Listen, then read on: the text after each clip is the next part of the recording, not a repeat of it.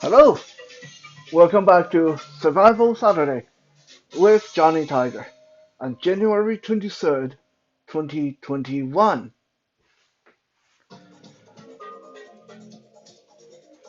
Today, we are working with a bit of a limited space for what we need to do, and we are, for once, not going to be doing some special ninja kung fu moves or stuff like that.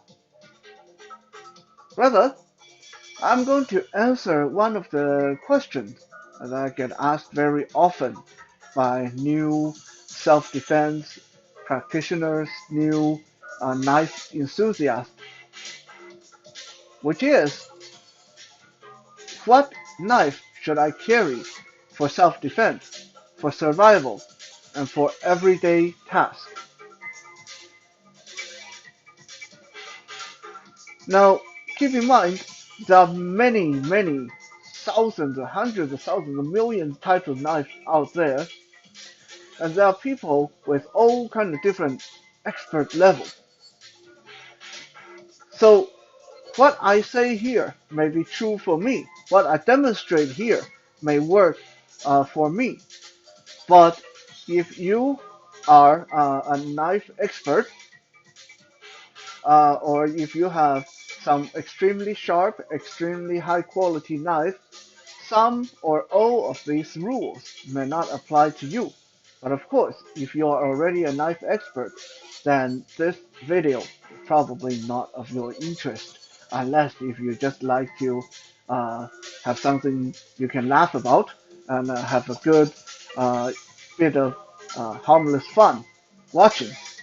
Watch a blind guy cut himself on camera, in other words. I just realized that the way I set up the camera, it might be a little bit shaky whenever I touch the counter. So if that happens, I'm sorry. And I hope you guys can see me. Like I said, the space is a bit limited, so we just have to make the best of it. Now, today we have four candidates. This is like the um, Canadian Idol, American Idol of pocket knives. We have four candidates, each one of them specialized in their own way. Uh, like I said, there are a lot more different kind of knives. And today, all the knives we have are folding knives. And of course, when you're dealing with fixed blade knife, it's just my opinion, but fixed blade knife is always better than folding knife, just because less moving part, less thing to break, less chance of an accident. Pocket knife do have the advantage of being very small, generally speaking, easier to carry. So we have today, for your viewing pleasure, the Smith& Wesson Extreme Special Ops Tanto folding knife. This is obviously a Tanto blade with half serration and half straight plain edge. Next, we have the Tech Force Spring Assisted Folding Karambit. That is obviously a hawkbill karambit style knife with plain edge and is spring assisted. Next, we have this ugly little thing here. This is a CRKT Colombian River knife and tool Can Onion Wrinkle Flipper. Cute little knife with a ugly profile.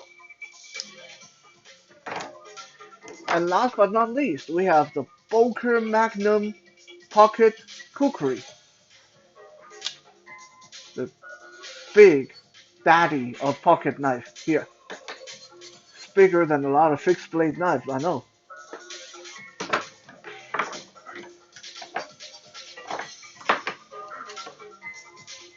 And we have a variation of cutting material that I'm going to illustrate what each of these knives can do or can't do. We have the thick cardboard tube, pair of wooden chopsticks, a plastic tie, a piece of cloth from an old t-shirt, electric cord, a little plastic spoon,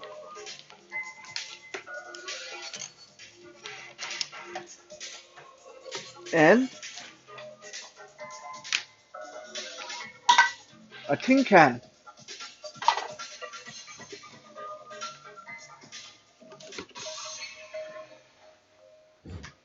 Now let's talk about the easiest one first, self-defense. Keep in mind, any knife can be used, yeah, even a butter knife really can be used for self-defense. Anything can essentially be used for self-defense. The only question is it going to be very effective or not? So all these knives, of course, can be used for self-defense. Your regular kitchen knife can be used for self-defense. You don't need to go out and buy a tactical combat knife for self-defense. But when we just talk about these, uh, which one would be optimum for self-defense and why? First, let's answer this age-old question. Is the plain edge knife better for self-defense, or is a serrated knife better for self-defense?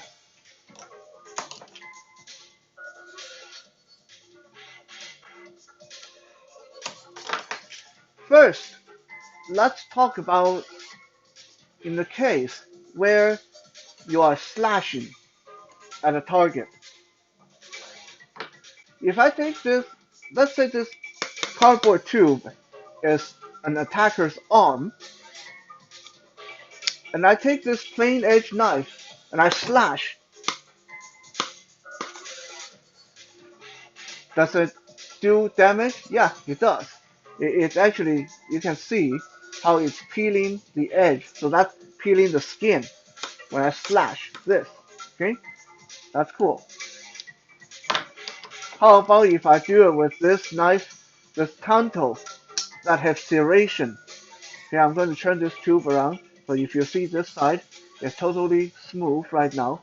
And I take a serrated knife. Look at that. Look at how ragged that tear is. Right? This is the one cut by the serration. Turn around. That's cut by plain edge. So you can tell, if I'm just slashing at someone, I probably want a serrated knife. Because it's going to leave a lot messier opening, messier wound. Even if the person's wearing thick jacket, the serration most likely will still bite through that, while a plain edge may just glide off.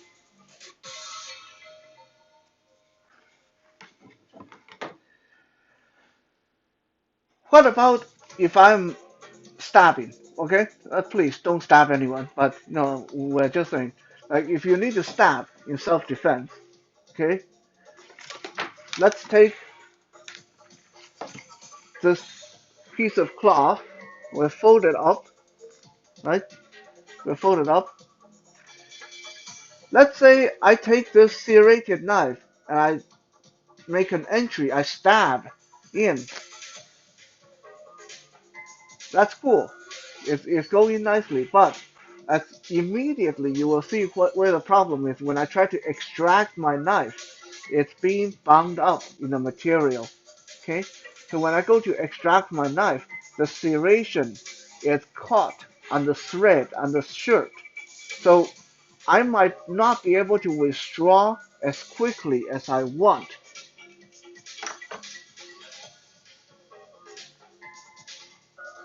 On the other hand,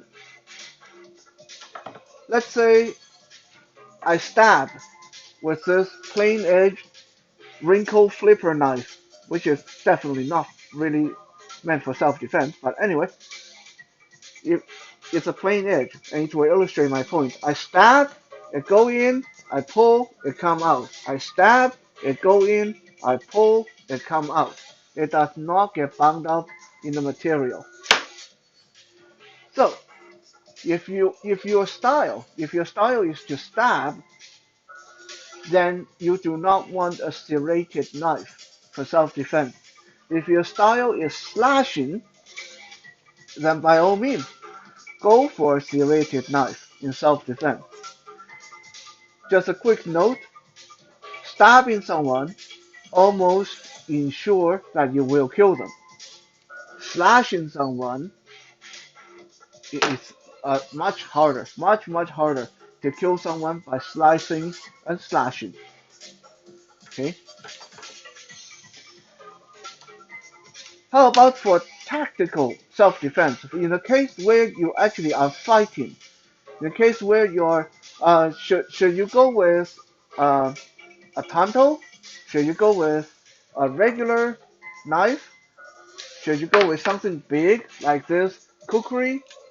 Or should you go with something like this karambit?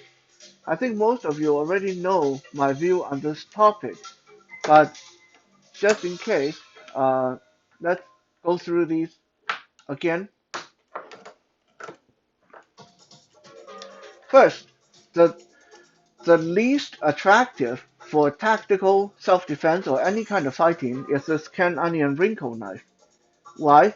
Because this is a flipper, which means when I pull it out of my pocket, I got to get my finger on the lever and then flip it open. And if I'm stressed out, and this even happens sometimes, okay, if you don't flip it hard enough, look what happens. It opens halfway and it doesn't lock.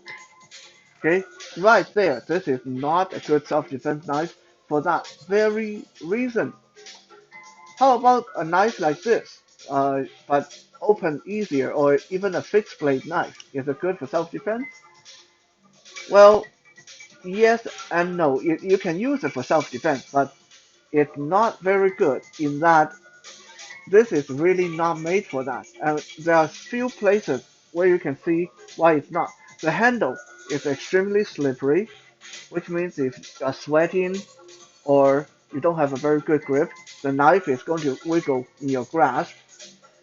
There's very little security for your finger, so if you hit heavy impact or someone hits your hand, the knife is going to slide through your grip and cut you. Okay, this is not a self-defense knife. Number two contender, the very intimidating looking kukri, Volker Magnum kukri.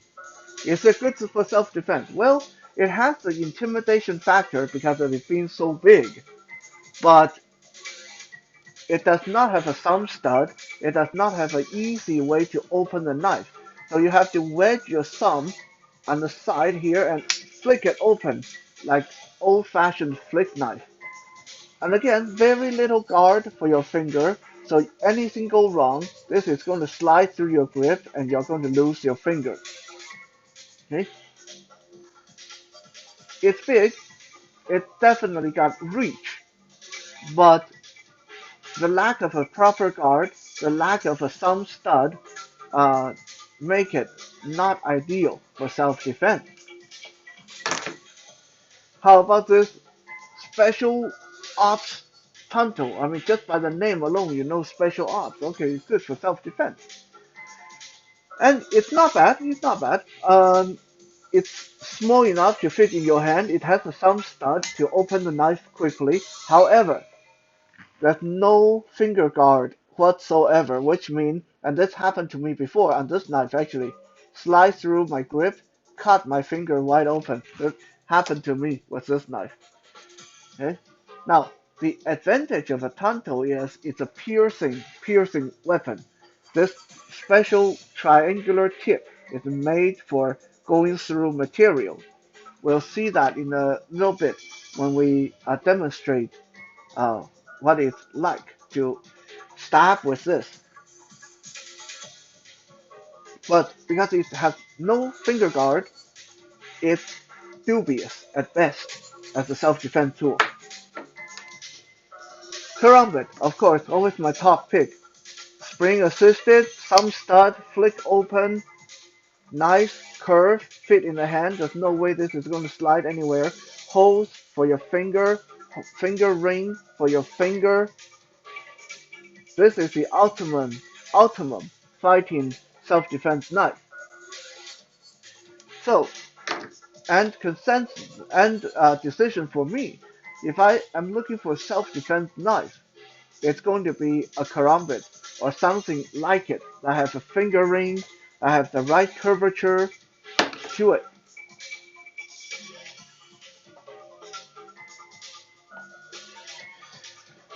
Now, next question. Which of these four would be the optimum everyday carry knife? Well, before we answer that question, you need to ask yourself, what do you do every day with your knife? Because if all you need is a knife to carry around in case you get attacked by some psycho killer, then you want to find that good self-defense knife. So we go back to our first category, the karambit. But if you are going to use your knife to actually do things like open boxes, open ladders, open plastic bags, and yada yada yada, then which one of these would be good for you? Well, let's find out. First, let's take our previous categories champion, the karambit. Let's say I am doing something that require me to, well, cut cardboard, like this cardboard tube. Let's say I have a karambit in my pocket, like this karambit. How am I going to go about this? Okay, let's see if I can even cut a piece off of this cardboard tube with the karambit.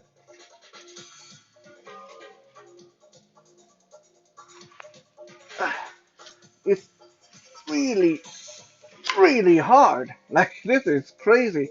Okay, don't even try this. It's like, if you have to use that much effort, you got the wrong knife for the job. Okay, okay, that's just not going to work.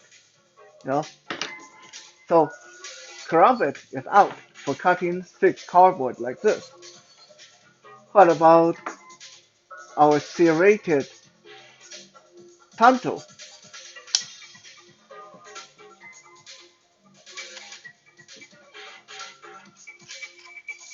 Yeah, it's cutting and shaving bits off the cardboard. It's okay. Uh,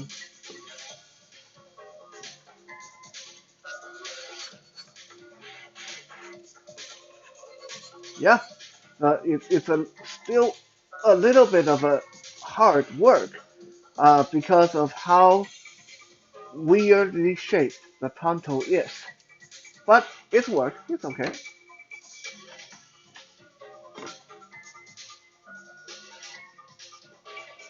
Now, how about this big Magnum kukri? Will it work as an everyday carry? Well, if you don't mind the weight,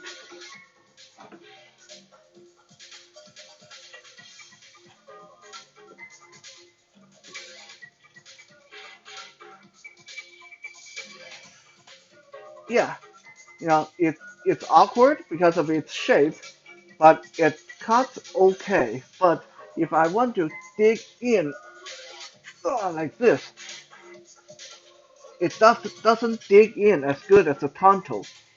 So I would say the Tonto still beats out the Kukri. Now, this little ugly can onion wrinkle flipper, okay?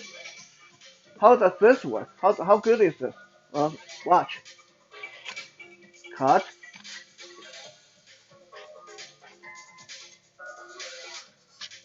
cut,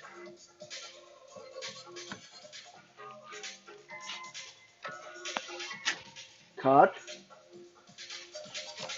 This is the only knife. Oh, almost cut myself there. This is the only knife out of the four that's able to do this big of a chunk of the cardboard. So this ugly little knife that was no good for self-defense is actually the best out of the bunch for cutting cardboard. Why? Well, let's look at the blade profile. It's plain edged, so it goes in and out very easily. It has uh, upward sweeping uh, clip blade or sheep hoof blade. I guess this is called. Uh, this is very good. This basically it's shaped like a meat cleaver, a little kitchen like meat cleaver, a tiny cleaver. So this has good slicing, good control. It doesn't feel awkward at all to work with it. Not like the other three knives. So if you want a good everyday carrying tool for you to open boxes, cut cardboard, cut pieces of cloth,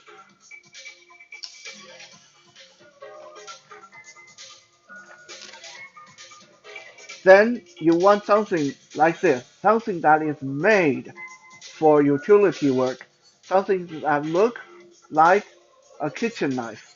Because people in the kitchen work with a knife for a long time, for a lot of time, for very extended period. So kitchen knives are made to give you the best cutting experience with the least muscle fatigue. So if you want an everyday carry knife that is going to perform good for your general task, look for one that have this kind of blade shape that look like a knife, a miniature knife that you can find in the kitchen.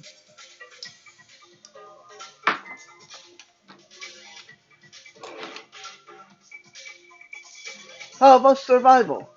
So now we have two champions. We have the Karambit as the champion for self-defense. We have the 10 Onion Wrinkle Flipper for everyday carry. Who is going to be the champion for survival? Well, we got all kinds of materials. The best thing for survival, okay, the best kind of knife for survival is one that can cut the most material, one that can perform under almost any kind of pressure. Since we already saw the cardboard, let's start with this. Well, we already know which knife cuts the cardboard best. It's a little wrinkle flipper here that cuts the cardboard best. But what if this is not cardboard? What if it's a thick piece of wood that we need to uh, chop? Okay, let's say I take this wrinkle flipper and chop. Barely anything. It just dents the cardboard.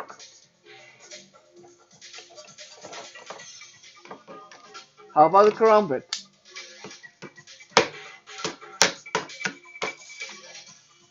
Well, it actually penetrates, but it doesn't actually chop. It cuts tiny little holes in it. If that was a person, it would definitely do the work. But if I need to cut through this, that didn't do enough.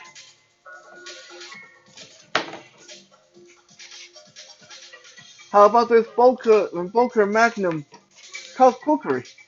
I mean, this looks like it's good for chopping.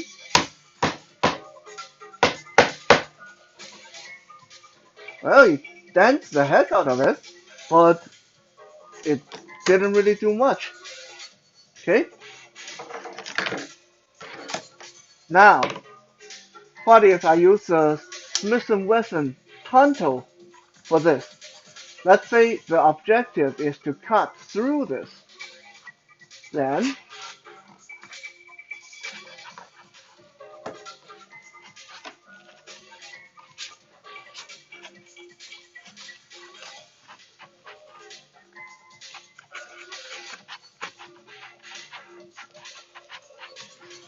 use the serrated edge.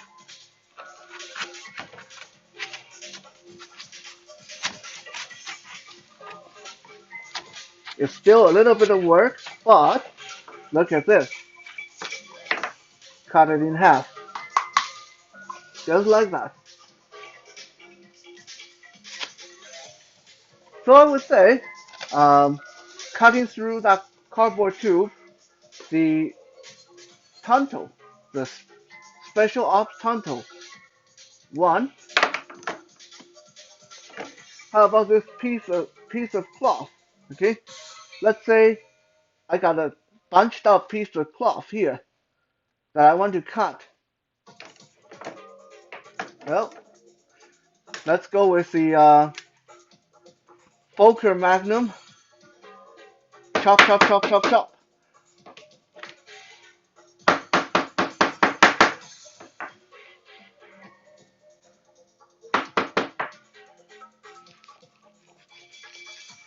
Slicing, slicing, slicing, and it cut in half after quite a bit of a struggle.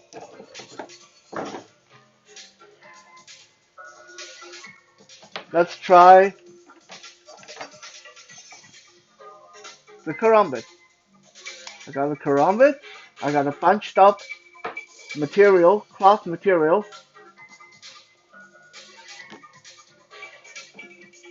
Ah, nope, this is totally not going to do it because this knife configuration is just too awkward. Karambit, fail. Can onion wrinkle flipper, bunched up material, slice, slice, slice, slice, slice, slice, slice, and slice, slice, slice. And it's done. Cut in half. Huh?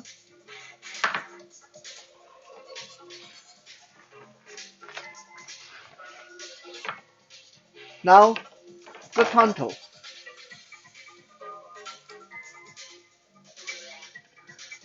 Bunched up material, bunched up piece of cloth, taking the Tonto, cut, uh, cut. Is it doing it? Is it doing it? Kind of, but it's a lot of hard work. Uh,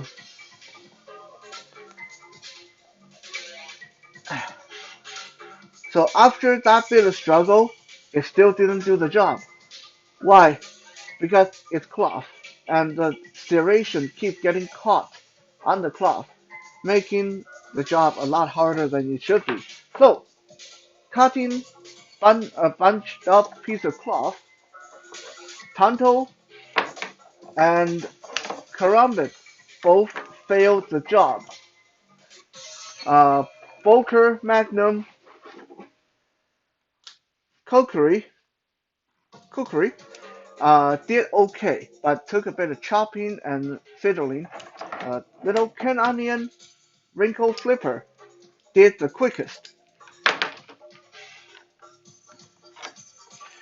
How about this plastic tie? This hard piece of plastic. Which knife is going to be able to do this? Well, let's take the previous champion, the Ken Onion Wrinkle Flipper. Try to cut this.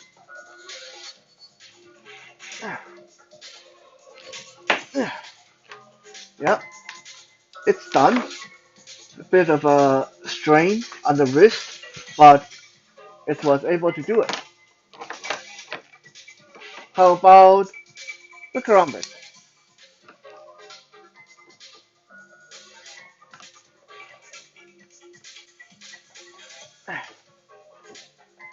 Nope, the karambit is just not going to do this. How about the Fokker Magnum Cookery?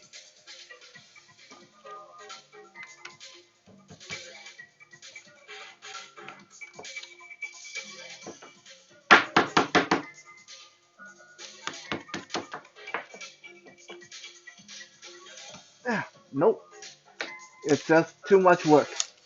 I mean, I can get it done if I have to, but we are looking at ease of use. How about the tanto, the serrated special ops tanto, cutting this piece of plastic tie,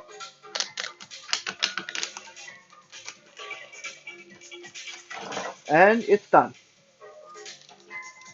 Just saw right through this. Serration, one out in this case. The canned onion flipper did okay, but I think as far as me feeling which one's easier, the serrated knife definitely did the job a lot better.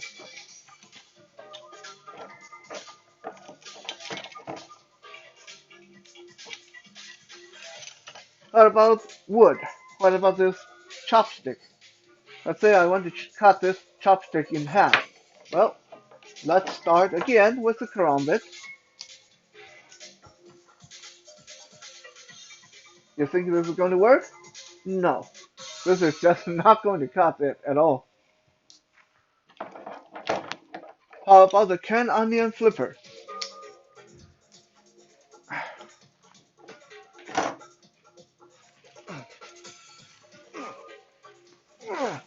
Nope, it's not even scratching it.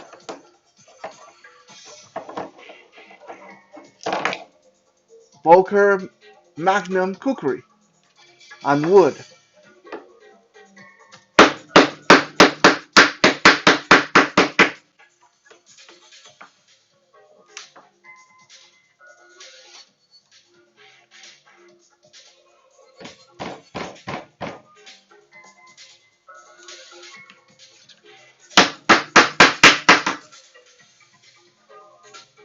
Well, it doesn't exactly cut through, but if you look at this, it did a number on the wood. So if you keep hacking away at it, it will eventually get small enough to break. It's not a very neat job though.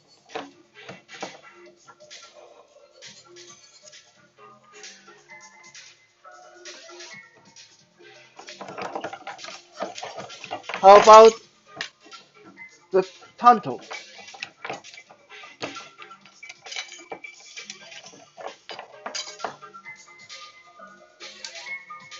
Let's see how this tanto works.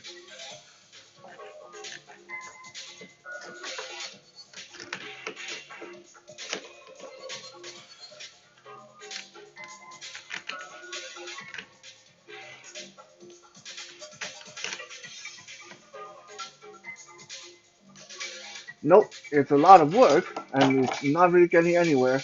Eventually it can saw through it, but that's way too much work.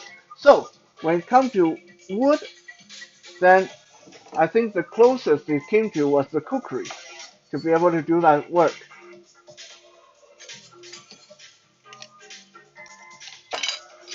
How about cutting electric cord? This length of electric cord.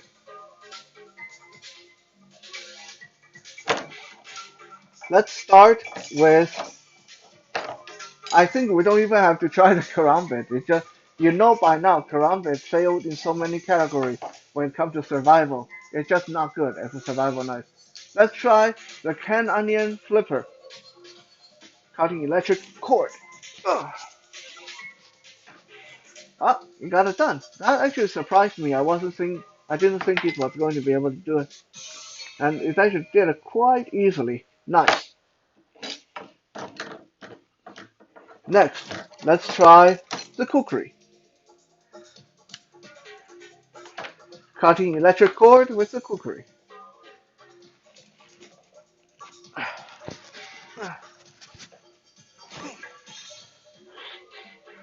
No, way too much strength needed. Uh, it it it cuts through a little bit, but not all the way. How about the tanto? Cutting electric cord with the tanto.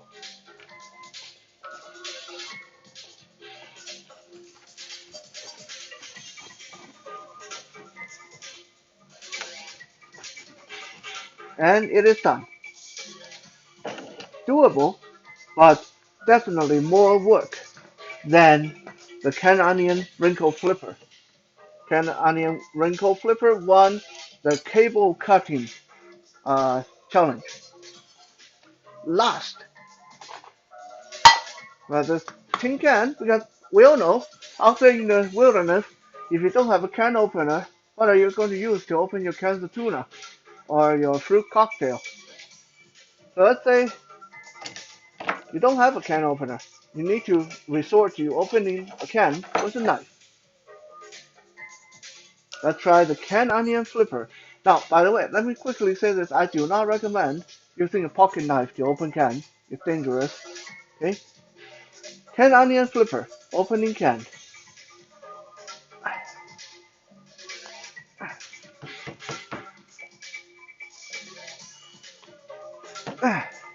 Nope, this is not going to cut it. Not at all. Boker Magnum Cookery. Opening can.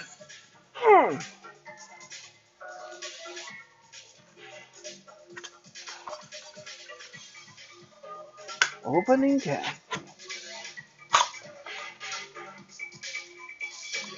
Opening can. And look at that. It actually cut okay. Yeah, not bad. I'm impressed. Karambit. Failed in so many categories, is it going to open the can? Ah, actually really good. Karambit open cans really, really good. Look at that. Look at that. Cut right in. Nice. Let me get a fresh can. How about Tonto? Can this be used to open cans?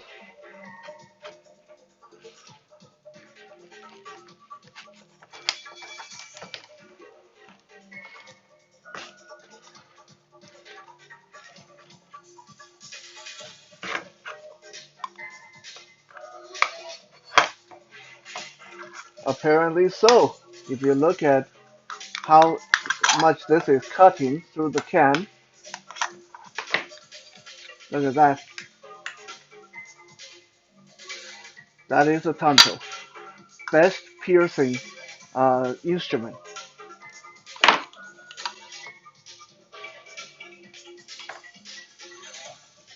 So, in the end, when it comes to survival, I think most of us have seen Karambit.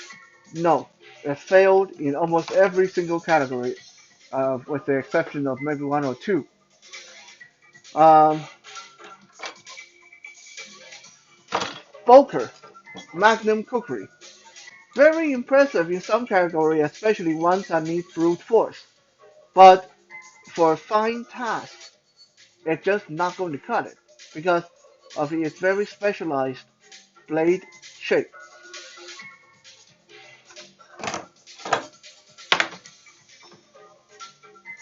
The Can Onion, best everyday carry tool, is it going to be the best in survival? I would have said yes if it didn't fail so catastrophically on items such as wood and opening cans, two of the most important things you might need to do in survival. Tonto was serrated, half serrated edge.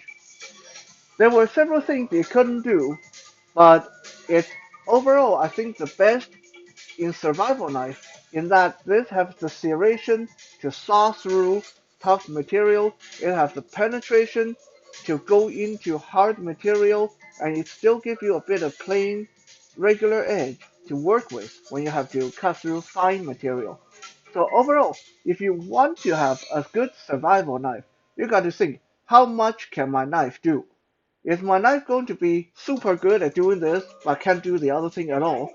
Or can my knife do a bit of everything? For survival knife, you want the knife that can do a bit of everything. Thank you for checking out today's Survival Saturday. We'll be back again tomorrow for Soul Search Sunday. For now, have a good night.